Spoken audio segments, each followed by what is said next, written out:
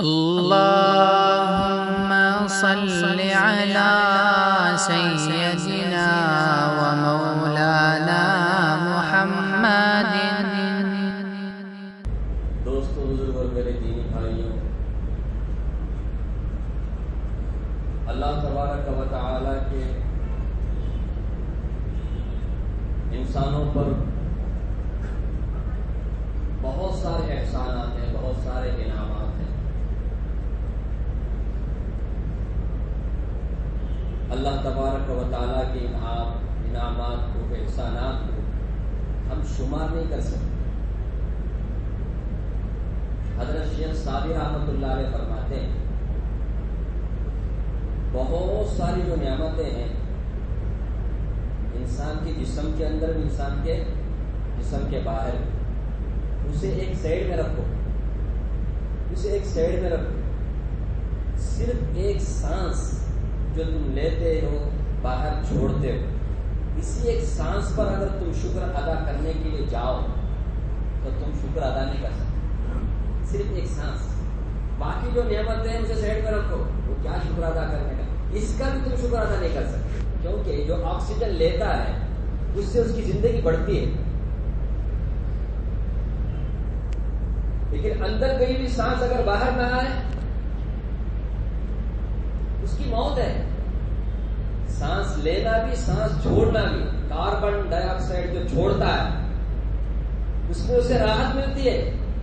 اگر سانس لے تو رہا ہے لیکن چھوڑنے نہیں ہو رہا ہے تو آدمی کا پیٹ پھول کر کے، پھٹ کر کے آدمی تباہ برباد ہو جائے۔ سانس کا باہر آنا بھی، سانس کا اندر جانا بھی، تو یہ سانس میں دو نعمت ہے، اندر اور باہر، اسے نہ بولتے سانس، اندر اور باہر، یہ ایک سانس میں دو نعمت ہے۔ تو ہر ایک سانس پر اگر وہ الحمدللہ بولتا رہے 24 گھنٹہ، تب جا کر کے ایک سانس کی نعمت کا شکر ادا ہو سکتا ہے۔ ایک سانس پر جو اللہ کی جو نعمت ہے اس پر شکریہ ادا کرنے کا حق ادا کب ہوتا ہے؟ جب ہر سانس پر وہ کیا کرتے رہے۔ کیا کوئی ایسا انسان ہے جو 24 گھنٹہ خالی سانس ہی لیتا رہے، دوسرا کوئی کام ہی نہیں؟ سانس لیتا ہے لیکن دوسرے کام کاج بھی کرتا ہے، اسے کاروبار بھی کرنا پڑتا ہے، کبھی کبھی تو سونا پڑتا ہے، تو اس موقع پر کیسا الحمدللہ بولے گا؟ دوسروں سے بات چیت کرے گا تو الحمدللہ کیسا بولے گا؟ کتنے کے موقع ایسے ہیں کہ اسے الحمدللہ بولنے نہیں ہوتا، ہر سانس پر اگر وہ 2 مرتبہ الحمدللہ الحمدللہ الحمدللہ بولتا رہے گا تب جا کر کے اس کا ایک سانس پر شکر ادا ہو جائے گا۔ لیکن کوئی آدمی ایسا آپ کو نہیں ملے گا، کیونکہ 8 گھنٹہ 6 گھنٹہ تو سوتا ہے آدمی، سوتے وقت تو نہیں بول سکتا۔ اور سوتے وقت آپ سب جانتے ہیں، ماشاءاللہ میرے سے زیادہ آپ میڈیکل سائنس کو جانتے ہیں، سوتے وقت میں سانس کی زیادہ ضرورت پڑتی ہے۔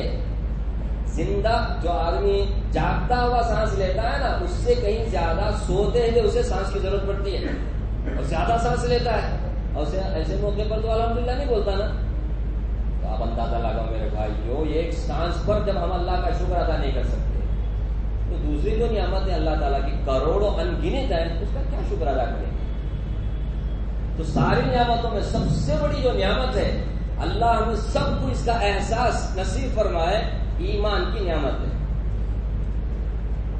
آپ بول سکتے ہیں کیا ایک ہی عنوان کو آپ پکڑے ہوئے ہیں؟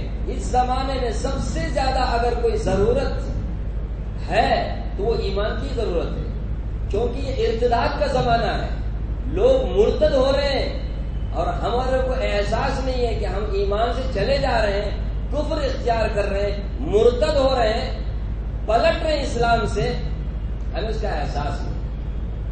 سب سے بڑی نعمت اگر اللہ نے ہمیں دی ہے وہ ایمان کی نعمت ہے، بہت بڑی دولت ہے، بہت بڑی دولت۔ اگر کسی کے پاس بہت سارا مال دولت، بنگلہ، گاڑی، روپیہ، پیسہ، صحت، عافیت، سب کچھ ہے، سمجھیے کہ 60-70 سالہ زندگی اس نے بڑے عیش آرام سکون راحت کے ساتھ اس نے گزاری، لیکن اس کے پاس ایمان نہیں ہے، یا یہ کہ اس کے پاس ایمان تھا لیکن مرا وہ ایمان پر نہیں، کفر پر مرا، تو اسے اس کے بدلے میں جہنم ملے گا مرنے کے بعد۔ جہاں اسے ہمیشہ رہنا پڑے گا، اور اس جہنم کو وہ جب دیکھے گا، ابھی اندر بھی نہیں دیکھے گا، تو زندگی بھر جو اس نے سکون کی سانس لی تھی، راحت آرام پایا تھا، عیش اور انجوائے کی زندگی اس نے گزاری تھی، وہ ایسا محسوس کرے گا کبھی اس نے سکون راحت پایا ہی نہیں جہنم میں جانے کے بعد۔ اس کے مقابلے میں اگر کوئی ایسا ایک انسان ہے جسے دنیا کے عیش اور راحت کی کوئی چیز نہیں ملی، اس کے پاس بنگلہ نہیں، گاڑی نہیں، رہنے کے لیے برابر مکان نہیں، پہننے کے لیے برابر کپڑا نہیں، 2 وقت کی روٹی مشکل سے اسے ملتی، لیکن اس کے پاس ایمان تھا اور اس کا خاتمہ بھی ایمان پر ہوا، اس نے عیش کیا، راحت کیا، آرام کیا، انجوائے کیا، کچھ بھی نہیں ہے، اسے کچھ بھی نہیں معلوم، لیکن ایمان پر مرا، تو یہ ایمان پر مرنے کے بدولت اسے جنت ملے گی، جنت کی نعمتیں اسے ملے گی، تو نعمتوں کو جب وہ پائے گا، اسے دیکھے گا، تو دنیا میں جو اسے تکلیف راحت بولنے کی چیز نہیں ملی تھی نا، وہ ایسا محسوس کرے گا کبھی اس نے کوئی تکلیف اٹھائی نہیں، دیکھی ہی نہیں، کوئی مصیبت اس نے جھیلی ہی نہیں، ایسا محسوس کرے گا۔ اب آپ کا کیا ارادہ ہے؟ آپ بتاؤ، ہم میں سے ہر ایک کا کیا ارادہ ہونا چاہیے، یہ کیا نیت ہونی چاہیے، کیا فکر ہونی چاہیے کہ ہمیں موت اگر آئے تو کس پر آئے؟ ایمان پر۔ ایمان پر موت کا آنا یہ انسان کی کامیابی کی نشانی ہے، اور ایمان پر اگر موت نہ آئے یہ اس کے بربادی کی نشانی۔ ہاں، ہم عام طور پر غلط فہمی میں مبتلا ہیں کہ جس ماحول میں ہم پیدا ہوئے ہیں اسی ماحول میں ہم مریں گے۔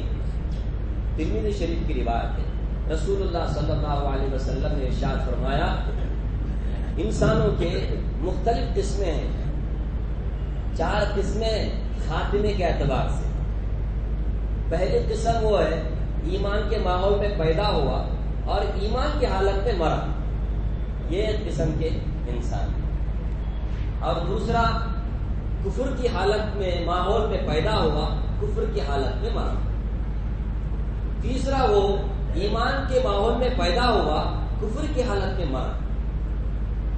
چوتھا قسم کا انسان وہ ہے کفر کے ماحول میں پیدا ہوا لیکن مرا تو ایمان کے حالت میں مرا۔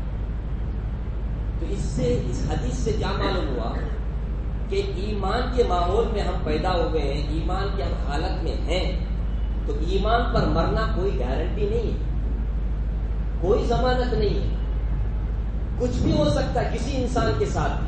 صرف گارنٹی اگر کسی کے ہے تو انبیاء کرام علیہ الصلوۃ والتسلیم کی گارنٹی دی جا سکتی ہے۔ وہ ایسی مقدس معصوم جماعت ہے، اللہ کے پیارے بندے ہیں کہ ان کا خاتمہ ایمان پر ہونا پکا ہے، یقینی ہے۔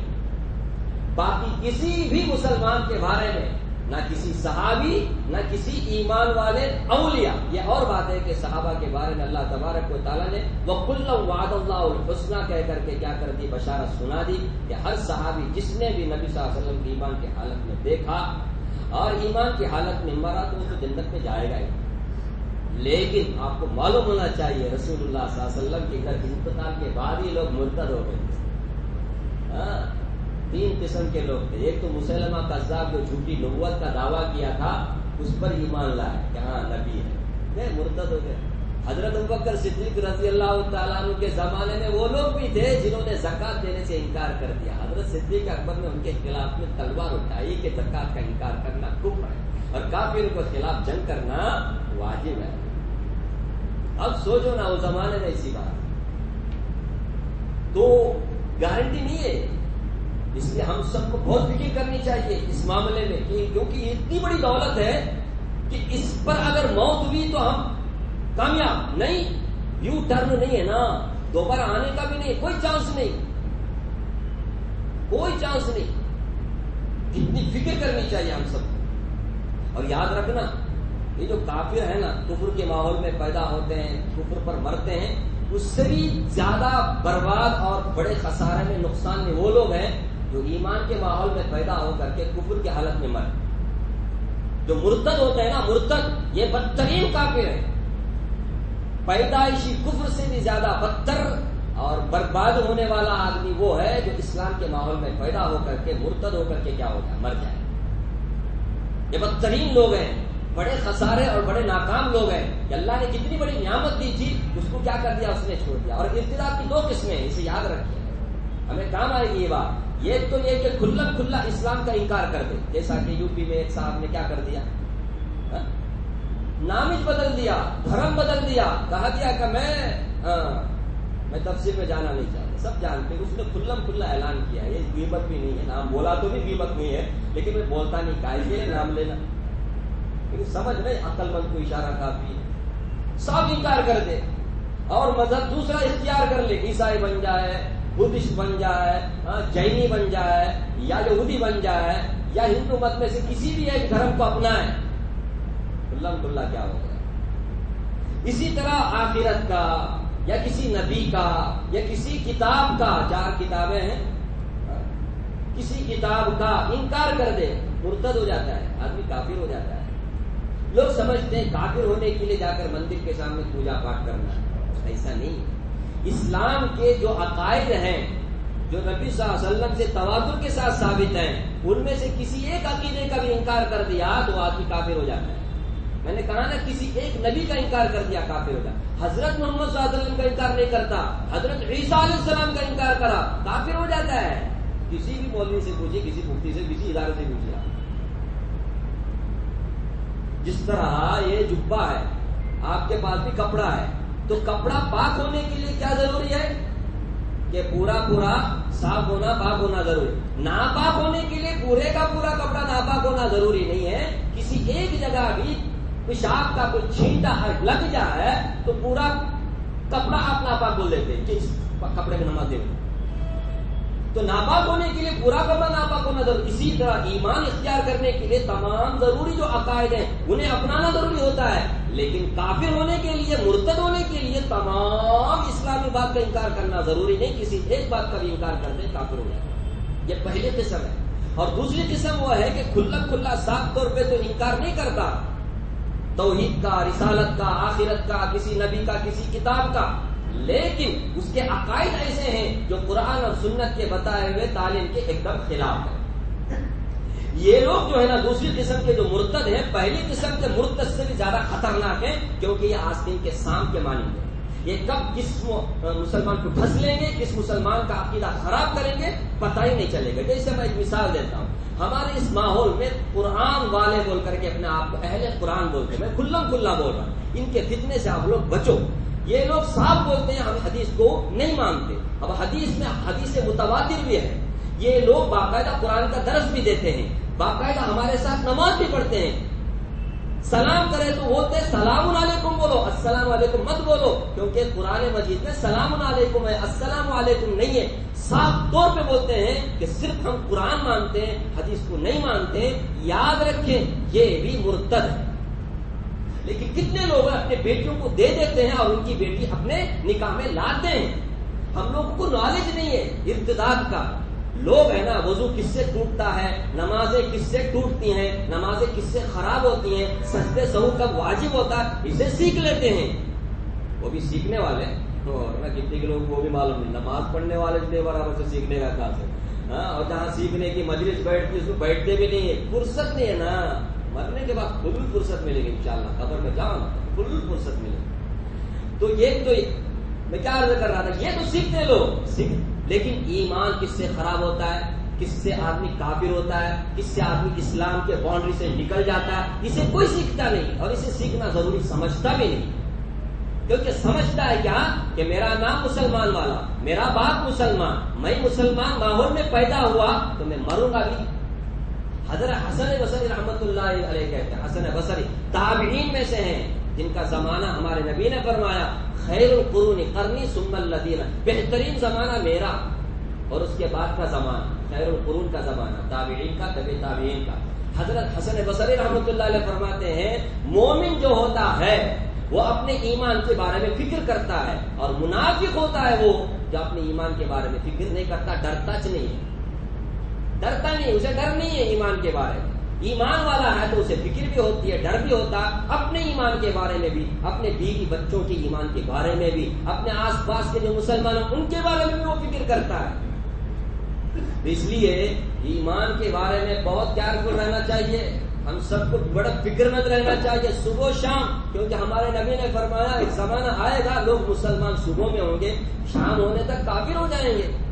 اب آپ بولے ایسا کیسا ہوتا ہے ہم لوگ کو احساس تک نہیں ہے۔ کافر ہونے کے لیے میں نے کہا نا کہ جا کر کے کسی گھنٹی بجانا دیوبند کا ضروری نہیں ہے، کرنے والا بھی کر رہے ہیں سیٹوں کے لیے، ووٹوں کے لیے۔ کسی بھی اسلام کے جو عقائد میں سے یا فرائض میں سے کسی کو بھی ہلکے طور پہ بیان بھی کر دینا، بول بھی دے، تب بھی آدمی کافر ہو جاتا ہے۔ فار ایگزامپل آپ اسے بولے بھائی آؤ بھائی نماز پڑھنے کے لیے رکھ رہے وہاں نماز کو، کیا بولا بھائی لا رہا ہے اس کا رکھتے اللہ کے اتنے بڑے فریضے کو اس نے کیا کیا، ایک دم حقارت کے الفاظ استعمال کیا۔ علماء سے جا کے پوچھا اس سے بھی آدمی کیا ہوتا ہے، اس سے میں آ کے آدمی کیا کیا نہیں کرتا۔ بیوی کو طلاق دے دیتا ہے، طلاق دینے میں تو کبھی کبھی کیا اس کے تیور ہوتے ہیں، شیطان ایسا سوار ہو جاتا ہے، اس کا ریکارڈ کر کے اس کے بعد میں دکھانا، دیکھ رہے ہیں دیکھ جنگلی سے بھی پتھر ہے تو دیکھ۔ اس طرح سے لوگ کبھی کیا کرتے ہیں معلوم، ایسے ایسے کلمے زبان سے بولتے ہیں، باقاعدہ آدمی کو کیا کر دیتے ہیں اسلام کے دائرے سے نکال دیتے ہیں۔ لیکن ہم لوگ کیونکہ فتوا پوچھتے بھی نہیں، فتوا لیتے بھی نہیں، کون پوچھتا ہے، آگے اپنا مسئلہ بیان کرتے، وہ برابر نہیں یہ برابر نہیں، مسئلہ پوچھتے نہیں ہیں، اپنے مسائل اور پریشان لوگ لا کر کے رکھتے ہیں، ہمارا یہ ہے ہمارا وہ ہے۔ کوئی آگے کیا دعا کرو وہ کرو، کوئی بھی آگے مسئلہ پوچھتا نہیں، یہ حلال ہے گی یہ حرام ہے گی، یہ کاروبار میں شروع کرنے جا رہا ہوں حلال ہے حرام ہے، کوئی نہیں پوچھتا۔ کتنا افسوس ہوتا ہے لوگ آ کر ایسا بولتے ہیں مجھے قرض کے کیوں بھائی تو پوچھے نہیں، کسی بھی پوچھو قرض تو کیا بولتے معلوم، کیا بولتے معلوم، مجھے کتنا دیتے، کسی بھی قرض پوچھو کیا بولتا ہے مجھے کتنا دیتے، ہر یہ قرض بڑھتی پر دیتا ہے، اس کے بغیر کوئی قرض دیتا نہیں، چاہے اس کے پاس گروی بھی رکھو تب کی بڑھتی یہ بڑھتی منگا لو ہے، بڑھتی کھاتے ہیں ایسے مسلمان ہیں، پھر کیا بولنا ہے۔ خیر میں یاد کر رہا تھا ابتدا بہت بڑا گناہ ہے، آدمی بہت ساری نعمتوں سے کیا مرنے کے بعد ہمیشہ کے لیے برباد ہو جاتا ہے، برباد۔ اس لیے ہم سب کو بڑا، اب سوچو نا میرے بھائی، انبیاء کرام علیہ الصلوۃ والتسلیم جن کے لیے ایمان پر مرنا گارنٹی ہے، کوئی ان کے بارے میں بول نہیں سکتا، ان کو بھی پتا ہے کہ ہم ایمان پر مریں گے۔ لیکن آپ قرآن کریم کھول کر کے دیکھو، حضرات انبیاء کرام علیہ الصلوۃ والتسلیم کے ایسی دعائیں ہیں جن دعاؤں سے یہ بات ہمیں پتہ چلتی ہے کہ ان کو اپنے خاتمے کے بارے میں کتنی فکر تھی۔ حضرت ابراہیم علیہ السلام کا نام سنا ہوگا، کس نے سنا نہیں ہوگا؟ حضرت ابراہیم علیہ السلام کتنا بڑا نبی ہے، کتنے بڑے جلیل القدر نبی ہیں، کتنی مرتبہ ان کا نام آ رہا ہے۔ اور آپ کو معلوم ہونا چاہیے حضرت ابراہیم علیہ السلام کے بعد جتنے بھی انبیاء آئے سب ان کے خاندان کے تھے، ان کے بچوں کے بچے تھے، چاہے بنی اسرائیل میں سے ہو چاہے بنی اسماعیل میں سے ہو۔ اور سب سے بڑے نبی حضرت محمد صلی اللہ علیہ وسلم وہ بھی آپ کے نسل میں سے ہیں۔ اتنے بڑے نبی ہیں، کعبۃ اللہ بنانے والے، جس کا طواف کرنے جس کے پاس جانے کے لیے ہم تڑپتے رہتے ہیں، جنہوں نے ہم سب کے لیے اعلان کیا کیا کہتے ہیں حج کا، تو ہم اس کے جواب میں لبیک اللہم لبیک بول کر کے وہاں جاتے ہیں۔ جنہوں نے بتوں کو توڑا، اللہ نے قرآن کریم میں ان کے واقعے کو بھی ذکر کیا، کیا توحید پرست آدمی تھا، اس کا باپ توحید کا ایک دم مخالف مشرک تھا اور بت بناتا تھا، بتوں کی پوجا کرتا تھا، اور اس کے ایک دم خلاف یہ حضرت ابراہیم علیہ السلام باپ کے خلاف ہو گئے، قوم کے خلاف ہو گئے، بادشاہ کے خلاف ہو گئے، صرف توحید کے خاطر، اللہ کے خاطر۔ اور اتنی بڑی قربانی دی انہوں نے کہ اپنے آپ کو انگاروں کے سپرد کیا اللہ کے بھروسے پر، لیکن کبھی انہوں نے کیا نہیں کیا اسلام۔ اتنی بڑی قربانی دینے والے کیا دعا مانگتے ہیں معلوم؟ کعبۃ اللہ سب بنانے کے بعد میں قرآن کریم میں 13واں پارے میں سورہ ابراہیم بول کر کے ایک نامچ ہے سورہ کا، اس میں ہے رب اجعل ھذا البلد آمنا وجنبنی، یہ پوائنٹ کی بات، وجنبنی وبنی ان نعبد الاصنام، اے میرے اللہ مجھے اور میری اولاد کو بتوں کی پرستش سے بچا۔ اصنام صنم کی جمع، صنم کہتے پتھر کو، پتھر کی جو پوجا کرتے پوجا، اے اللہ پتھر کی پوجا کرنے سے، شرک اور بت پرستی سے مجھے اور میری اولاد کو بچا، مجھے اور میری اولاد کو اپنے بارے میں بھی فکر کہ کہیں بت پرستی میں مبتلا نہ ہو جاؤ، کفر میں مبتلا نہ ہو جاؤ۔ اب ہمیں کتنا فکر کرنا چاہیے، ہمیں کتنی دعا مانگنی چاہیے. سوچو حضرت یعقوب علیہ السلام کتنے بڑے نبی ہیں معلوم ہے, اتنے بڑے کہ ان کے ابا بھی نبی اسحاق علیہ السلام, ان کا چاچا حضرت اسماعیل علیہ السلام وہ بھی نبی, چاچا مطلب تایا, اور ان کے دادا حضرت ابراہیم علیہ السلام وہ بھی نبی, اور ان کا ایک بیٹا حضرت یوسف علیہ السلام وہ بھی نبی, چار نبی. اور بنی اسرائیل میں جتنے بھی نبی آئے سب ان کی اولاد تھی. بنی اسرائیل نام کس کا ہے؟ اسرائیل حضرت یعقوب علیہ السلام کا لقب ہے. اتنے بڑے نبی لیکن اپنے اولاد کے بارے میں کیا فکر تھی ان کو؟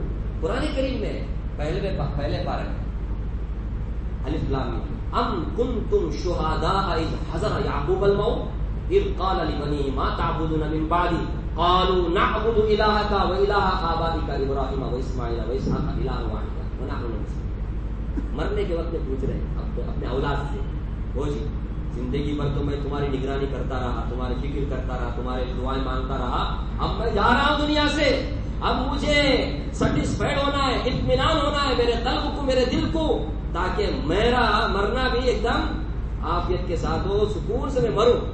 جیسے لوگ ابھی مرنا چاہتے ہیں سکون سے, کیا معلوم اپنے بچوں کو ایک بنگلہ ہونا, ایک بڑا نوکری ہونا, سکون ملتا ہے. پرواہ نہیں, میرے 4 کے 4 بچے, ایکلا لندن میں ہے, ایکلا امریکہ میں ہے, ایکلا قبرستان میں, ایکلا عربستان میں, بہت اطمینان ملتا ہے مرتے وقت. اب میں الحمدللہ اطمینان ہوتے نہیں لوگ, اسی لیے تو محنتیں کرتے ہیں, کوششیں کرتے ہیں اپنے بچوں کو. یہاں دیکھیے یہ انبیاء اتنے بڑے نبی حضرت یعقوب علیہ السلام مرتے وقت فکر کر رہے تھے, اپنے بچوں کے توحید کی فکر کر رہے, ایمان کی فکر کر رہے ہیں, کہیں شرک میں مبتلا نہ ہو جائیں, کہیں میرے بچے کفر کی طرف نہ چلے جائیں. دعا کر پوچھتے ہیں میرے بعد تم کس کی عبادت کرو گے, کس کی پوجا کرو گے, کس کے سامنے جھکو گے, کس سے مانگو گے, کسے تم نفع نقصان کا مالک سمجھو گے, کسے تم سمجھو گے کہ دنیا ساری کے ساری جس کے قبضے میں میری زندگی میری موت, کون ہے وہ بتاؤ, کس کی عبادت کرو گے, کس سے تم مانگو گے, کس کے سامنے جھکو گے. کہا بابا جان زندگی بھر کیا تربیت دیا, ہمارے کو کیا فکر بنا, ہمارے لیے کیا کتنی محنت ہے آپ نے کی, اسی محنت پر ہم جگہ رہیں گے. ہم آپ کے رب اللہ, آپ کے ابا کے رب اسحاق علیہ السلام اللہ, آپ کے دادا کے رب کون ہے وہ حضرت ابراہیم علیہ السلام, ان کے رب اللہ, ہم اس ایک اللہ کی عبادت کریں. مطلب کیا, ابراہیم علیہ السلام جس معبود برحق کی عبادت کرے, اسحاق علیہ السلام جس معبود برحق کی عبادت کرے, اور آپ جسے معبود سمجھتے ہیں, ہم اسی اللہ کی عبادت کریں گے. آپ نو ٹینشن ہو کر کے دنیا سے چلیں. میں یہ بتا رہا ہوں کہ حضرات انبیاء کرام ان کا مرنا ایمان پر, خاتمہ ہونا ایمان پر گارنٹی ہے, پکا. حضرت یوسف علیہ السلام نبی ہیں, مریں گے تو بھی ایمان پر مریں گے, لیکن فکر کر رہے مرتے وقت کیا بات. خود حضرت یوسف علیہ السلام نبی ہے نا, ان کی دعا بھی ہے سورہ یوسف میں 12ویں پارے, یہ 13ویں پارے میں, توفنی مسلمن والحقنی بالصالحین, اے پروردگار مجھے اسلام کی حالت میں موت دے اور نیک لوگوں کے ساتھ میرا حشر کر. مانگ رہے دعا, ہم مانگتے نا صبح شام, کیا کیا مانگتے ہیں, مجھے بنگلہ دے, مجھے گاڑی دے, میرے بچہ نوکری دے, اچھا جاب دے, پڑھا بہت پڑھا, لاکھوں روپیہ خرچ کرا, پروردگار کیا بھی جاب نہیں ملنے کو ہے, جاب لے سے پروردگار ایک جاب دلا دے, جاب دلا دے, جاب دلا دے, ایک کاروبار دلا دے. مانگنا منع نہیں ہے, لیکن ربنا آتنا فی الدنیا حسنہ, اس کے بعد کا بھی پڑھو نا, اور پھر آخرت حسنہ. ذرا بچوں کی آخرت کی بھی فکر کرو, خالی دنیا کی فکر کرتے ہو. آخرت کی کامیاب ہونا, آخرت میں میرا بچہ جنت حاصل کرنے والا بننا, اس کی بھی تو فکر کرو. اب چھوڑو, سارے انبیاء کے سردار کون ہیں, میرے اور آپ کے آقا حضرت محمد صلی اللہ علیہ وسلم. حضرت ام سلمہ فرماتی ہیں, ان سے کسی نے پوچھا, وہ جی تمہارے پاس بھی نبی صلی اللہ علیہ وسلم آتے ہیں. حضرت نبی صلی اللہ علیہ وسلم کی 9 بیویاں, ہر ایک کے پاس آپ جاتے تھے, ہر ایک کے ساتھ آپ نے انصاف کیا. تو آپ کے پاس آتے تھے نا, تو نماز میں کون سی دعا مانگتے تھے, ذرا ہمارے کو بتاؤ. ان سے کسی نے پوچھا, ام سلمہ رضی اللہ عنہا سے, پوچھ کر کے لوگ عمل کرتے تھے. ابھی پوچھ کر عمل کرنے کا دور کی بات, بتائے تو بھی عمل کرتے نہیں, بتائے تو بھی عمل کرتے نہیں. ایک کان سے سنا اسی کان سے ادھر بھی لاتے ہیں. خیر یہ تو کون سی دعا مانگتے ذرا. تو ام سلمہ فرماتی ہیں, رسول اللہ صلی اللہ علیہ وسلم میرے یہاں جب آتے تو یہ دعا مانگتے تھے, یا مقلب القلوب ثبت قلبی علی دینک, اے دلوں کو الٹ پلٹ کرنے والے میرے اللہ، میرے دل کو دین پر جمع کیجیے مضبوطی کے ساتھ. یہ کون دعا مانگ رہے؟ کس کے لیے مانگ رہے؟ اپنے میرے دل کو دین پر جمع کیجیے، مضبوطی کے ساتھ جمع کیجیے. اب نبی صلی اللہ علیہ وسلم ان کا مرنا ایمان پر گارنٹی، پھر بھی آپ دعا مانگ رہے ہیں. تو ہم لوگوں کی تعلیم کے لیے نہیں ہے. ان کو کیا شک ہو گیا تھا اپنے مرنے کے بارے میں کہ میں کفر کی حالت میں؟ ہم سب کی تعلیم کے لیے ہم سب اس بارے میں فکر کریں. اتنا ہی نہیں، آپ صلی اللہ علیہ وسلم کی بہت ساری دعائیں ہیں. ابو داؤد شریف میں ایک دعا ہے، اس میں ہے اللہم آتینی ایمانا و یقینا لیس بعدہ کفر. اے اللہ مجھے ایسا ایمان دے، ایسا یقین دے کہ اس کے بعد کفر نہ، کفر اختیار کرنے والا میں نہ ہوں. اور اسی طرح اور ایک دعا کیا ہے، اللہم انی اعوذ بک من الفقر والکفر. اے اللہ میں فقیری سے، محتاجی سے بھی پناہ مانگتا ہوں تیری، اور اسی طرح کفر سے بھی میں تیری پناہ مانگتا ہوں کہ میں کافر نہیں بننا چاہتا. وَأَعُوذُ بِكَ مِنْ عَذَابِ الْقَبْرِ، اور عذاب قبر سے بھی مجھے پناہ ملا. یہ ہمارے نبی صلی اللہ علیہ وسلم کی دعائیں ہیں. اس میں آپ ذرا غور کرو، ان سب میں کیا ہے؟ ایمان کی فکر ہے کہ کفر پر مرنا نبی بھی نہیں چاہتے، جبکہ ان کا ایمان پر مرنا گارنٹی ہے. ہم سب کے لیے کتنی فکر کرنے کی ضرورت ہے؟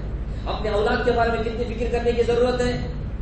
سوچیں، آج ہمارے یہ اسلام دشمن طاقتیں مسلمانوں کو ختم کرنا چاہتے ہیں، لیکن ان کو معلوم ہے مسلمان کو ختم کرنا ایزی نہیں ہے.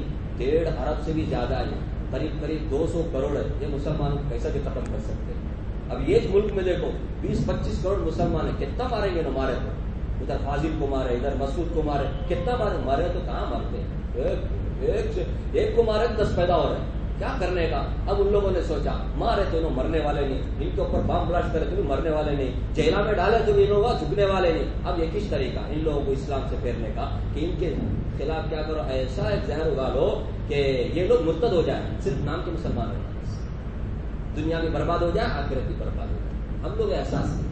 ہماری لڑکیوں کو خریدا جا رہا ہے موبائل دے کر کے، باقاعدہ ان کے نوجوانوں کو ٹریننگ دی جا رہی ہے. ہم تمہیں 5 لاکھ روپے دیں گے، کسی مسلمان لڑکی کو پٹاؤ، شادی کرو. 5 لاکھ بیٹے سے ملتا ہے. ہر لوگ ہے نا بڑا ایجوکیشن حاصل کر کے، ایجوکیٹڈ بن کے تو کیا بولتے ہیں، کیا کہ بنتے ہیں نا، جاب نہیں مل رہا. ابھی بیٹے سے 5 لاکھ روپے ملنے والے تھے. لڑکی کو لڑکا چاہیے، لڑکے کو لڑکی چاہیے. کون سا لڑکا تیار نہیں ہوگا؟ اس طرح ہمارے بچے خالی 2 سال کے عرصے میں 8 لاکھ لڑکیاں مرتد ہو گئی. ابھی پرسوں یہ جو جماعت میں جاتے ہیں نا، تبلیغ جماعت میں، ماشاء اللہ ان کی دعوتوں کو قبول فرمائے، ان کی محنتوں کو قبول کرے. بڑا مجاہدہ کرتے جو لوگ. اب ان کی نیت ان کے ساتھ ہے، وہ اچھی نیت سے جا رہے ہیں تو ان کو اس کا بڑا اجر ثواب ملے گا. وہ لوگ کارگزارے میں جا کر کے معلوم کرتے، ملاقات میں گشت میں جاتے، تب معلوم ہوتا ہے تمل ناڈو میں 1 مہینے میں 170 لڑکیاں مرتد ہو گئی، خالی ایک علاقے کے، ایک گاؤں کے. سمجھا نا؟ اس طرح سے جاتے تو معلوم ہوتا ہے کہ مسلمان لڑکوں کا کیا حال ہے. کیوں ہم لوگ ان کے بارے میں فکر نہیں کرتے؟ کبھی ہمارے کو دکھتا ہے تو تعجب ہوتا ہے ان کے ماں باپ کیسے ہوں گے، کیسے مسلمان ہوں گے جو اپنے بچیوں کو اس طرح سے آزاد گھما رہے ہیں، پھرا رہے ہیں. اپنے بچوں کے نصاب پر بھی ذرا تھا. یہ لوگ جو ہمارے مرتد بناتے ہیں نا، اس کے بہت سارے اسباب ہیں. اس میں سے ایک سبب یہ میں نے بتایا، اور ایک عصری تعلیم. یہ جو آج تعلیم دی ہے نا، ایجوکیشن، میں نے گزشتہ جمعہ بھی آپ کے سامنے اشارہ کیا. آپ کبھی کبھی اپنے بچوں کے سبجیکٹ کو ذرا کھول کر کے دیکھو. کسی کتاب میں آپ کو یہ ملے گا کہ باقاعدہ اس میں سورج کے سامنے جھکا ہوا، کسی بت کے سامنے جھکا ہوا. بچے وہ دیکھتے ہیں، بچے وہ پڑھتے ہیں، ان کو پڑھایا جاتا ہے اور بچوں کا ویسے ہی مینٹلٹی بن جاتا ہے.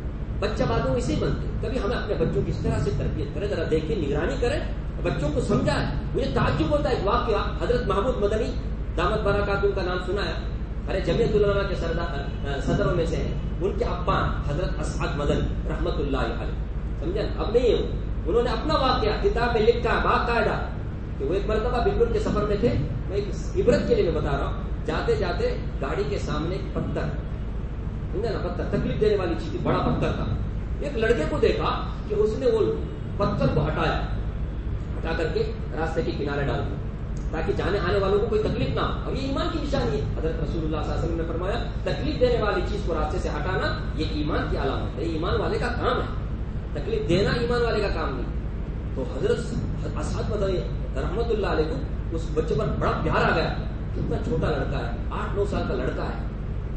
تو کار ٹھہرایا اور اس بچے سے جا کر ملاقات کی. اس بچے سے پوچھا کہ تمہارا نام کیا ہے؟ نام سن کر کے خوشی ہوئی کیونکہ مسلمان نام بتایا اس نے.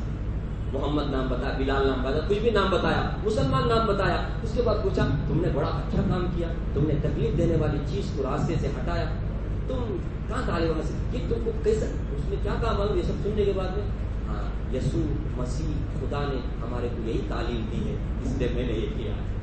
کیا بولتا ہے؟ یسوع مسیح خدا. یسوع یعنی حضرت عیسیٰ علیہ السلام جو خدا ہے. ایک کنورٹ وہ کیا بولتے ہیں عیسائیوں کی مشنری. آپ سوچو میرا بھائی، صرف 1%، 0.8، 2% بھی نہیں ہے عیسائی لوگ. ان کے اسکول کتنے ہیں معلوم؟ 50%.